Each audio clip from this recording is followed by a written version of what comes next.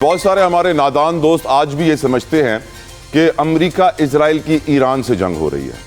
میں چاہوں گا کہ ان کو تھوڑا سمجھانے کی کوشش کروں کہ یہ امریکہ اسرائیل نہیں، یہ یہود و نصارہ ہیں۔ لیکن آج ہمیں اپنی آنکھیں کھولنی اور یہ ریلائز کرنا ہے کہ یہ جنگ صرف امریکہ اسرائیل کی ایران سے نہیں ہے، یہ جنگ ہے مسلمانوں کی یہود و نصارہ سے، اور جس کا ذکر قرآن پاک میں ہمیں بار بار ملتا ہے۔ مسلمان ہیں، ہم روزے بھی رکھتے ہیں، لیکن سیڈلی ہم قرآن پاک کو جتنا عربی میں پڑھتے ہیں اتنا کاش کہ ہم اس کی تفسیر پڑھنے پہ محنت کرتے ہیں تو ہمیں سمجھ میں بھی آتا ہے۔ میری نظر میں اللہ تعالیٰ نے قرآن پاک ہمیں سمجھنے کے لیے بھیجا ہے۔ قرآن پاک کے 3 یوزر ہیں، ایک ریڈر ہے، ایک انڈرسٹینڈر ہے اور ایک امپلیمنٹر ہے۔ ایک صرف پڑھتا ہے، ایک پڑھ کے سمجھتا ہے اور ایک سمجھ کے اس کے اوپر عمل بھی کرتا ہے۔ لیکن سیڈلی ہم لوگ صرف عربی میں پڑھنا جانتے ہیں، اچھے طریقے سے سمجھنا اور عمل کرنا ہمارے لیے بہت مشکل ایک چیلنج ثابت ہو رہا ہے۔ یہی وجہ ہے کہ آج ہم اپنی دنیا کو سمجھ نہیں پا رہے ہیں کہ ہم کہاں جا رہے ہیں۔ یہ جنگ ہے امام مہدی علیہ السلام کی دجال سے، اور ہمیں اپنے بچوں کو آج تیار کرنا ہے، بتانا ہے کہ اگر وقت ان کی دور میں آ جائے یا ہمارے دور میں آ جائے، علماء کہتے ہیں کہ وہ دور بہت قریب ہے،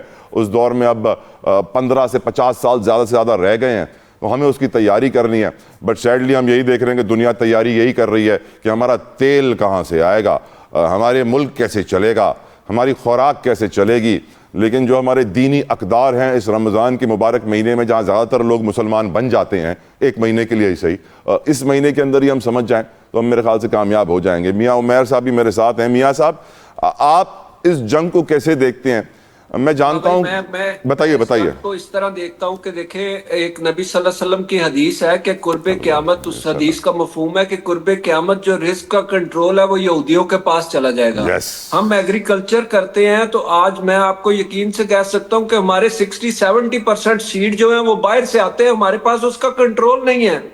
یہ آہستہ آہستہ ہمارے جو چیزیں ہیں ان کو تباہ کرنا چاہتے ہیں۔ یہ ہمارے بیسک سیڈز کو، ہماری جتنی جانور ہیں ان کی جو بیسکس ہیں ان کو خراب کر رہے ہیں۔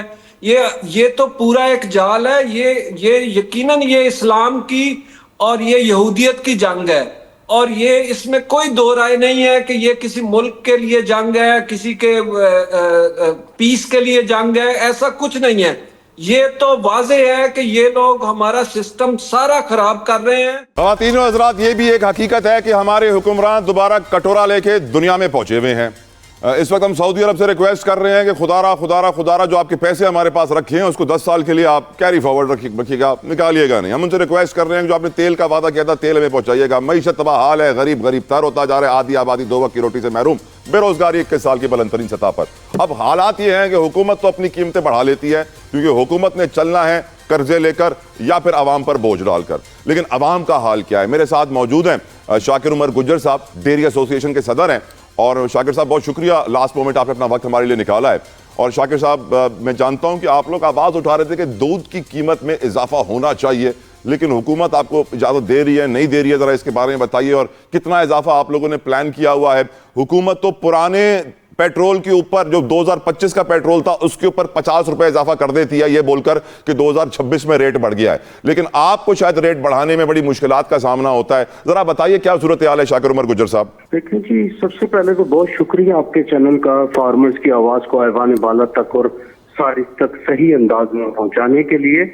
تو اس میں یہ کہوں گا، دیکھیں پچھلے 1.5 سال سے ریٹ نہیں بڑھا ہے، اور ابھی بھی جو نوٹیفیکیشن ہوا وہی 220 روپے پہ کمشنر صاحب نے نوٹیفیکیشن کر دیا، جبکہ یہ سب جانتے ہیں کہ دودھ کی کاسٹ آف پروڈکشن حد سے زیادہ بڑھ چکی ہے۔ اجناس کی قیمتیں شتر بے محال کی طرح بڑھ رہی ہیں۔ جانوروں کی نسل کشی کی بنیاد پہ جانوروں کی قیمتیں جو انڈیا میں 80,000 کی بھینس ہے، ہم 6 لاکھ کی یہاں پرچیز کر رہے ہیں۔ تو یقیناً حقائق کی شواہد اور میرٹ کی بنیاد پہ انہوں نے نوٹیفیکیشن نہیں کیا، اور کسانوں کو اپنے ڈنڈے تلے انہوں نے کچل کے رکھ دیا اپنے، بلکہ کیا کہیں گے اسے ہم۔ تو اس میں میں یہ کہوں گا کہ گروتھ کی کاسٹ آف پروڈکشن جو تھی وہ 270 روپے فی لیٹر تھی، جبکہ نوٹیفیکیشن کیا گیا ایکس فارم گیٹ 200 روپے اور کا 220 روپے فی لیٹر۔ اور اب جب حکومت کے سر پہ آئی تو 55 روپے فی لیٹر پیٹرولیم، انہوں نے رمضان المبارک کا بھی احترام نہ کیا۔ ہم تو چلے رمضان المبارک کا احترام کر رہے ہیں نا، انہوں نے رمضان المبارک کا بھی احترام نہ کیا اور عوام کے اوپر مہنگائی کا ڈنڈا چلا دیا۔ تو کسان آخر کو کہاں جائیں، سوال یہ پیدا ہوتا ہے۔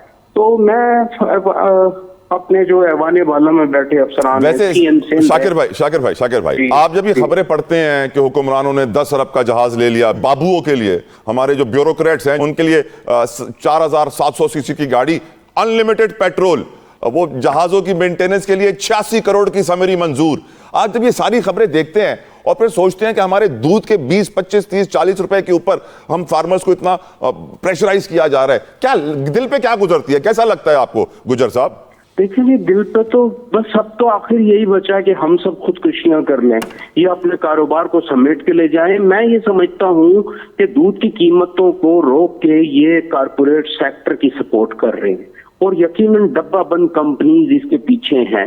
ये चाहते हैं कि पूरे मुल्क से किसान खत्म हो जाए, किसान अपना कारोबार समेट के शहरों में जाके बस जाए, मज़ाफ़ात को छोड़ दे, डेयरी फार्मिंग छोड़ दे और लोग डब्बा बंद कंपनियों से दूध लेके पिए। और ये आप सब जानते हैं कि देखिए खालिस ताजा हमारे पास 7 फैट का दूध है और जबकि आप डब्बे वाला दूध जो लेते हैं वो 3.5 फैट का दूध है। तो बहुत ज्यादा जरूरी है हुकूमत वक्त को हकायक, शवाहिद और मेरिट की बुनियाद पर दूध की कीमतों का नोटिफिकेशन कर देना चाहिए और अगर ये नहीं करेंगे तो हम मजबूर होंगे दूध की कीमतें बढ़ाने पे। बिल्कुल ठीक। पहले भी हमने दूध की कीमतों का ऐलान किया तो इन्होंने हम पे FIR की, मुझ पे कई FIR की गई हैं और जो कि झूठी साबित हुई और उसके बाद हम पे शैलिंग की गई, एहतजाज जब पुरअमन हमने किया, आंसू गैस हम पे फेंका गया, हम पे डंडे बरसाए गए, बस और क्या क्या बयान करें। जो किसान है ना, देखें वो मुल्क की मईशत की रीढ़ की हड्डी है और छोटे किसान की तबाही मुल्क की तबाही है। बहुत ज्यादा जरूरी है हम इस हकीकत को समझें कि आपके पास एक अनथक कीमती मेहनती किसान है जो जमीन का सीना चीर के सोना पैदा करता है। अल्लाह ने कहा है ना शाकिर भाई, वतवासौ बिल हक़्क़ि वतवासौ बिस सब्र, आप हक पे खड़े हैं, सब्र करें, इंशाअल्लाह मुझे यकीन है कि अल्लाह के घर से मदद जरूर आएगी। अरशद साहब, टेक्सटाइल हमारा एक ऐसा सेक्टर है सर कि जिसके ऊपर हम बड़ा फख्र करते थे, हमें बड़ा प्राउड होता था कि हम सबसे ज़्यादा एक्सपोर्ट हमारी टेक्सटाइल की है, हमारा प्रोडक्ट दुनिया में नंबर 1 है। और फिर बिजली की कीमतें बढ़ गई, टेक्सटाइल के हालात ख़राब हो गए, यूनिट्स बंद होना शुरू हो गए।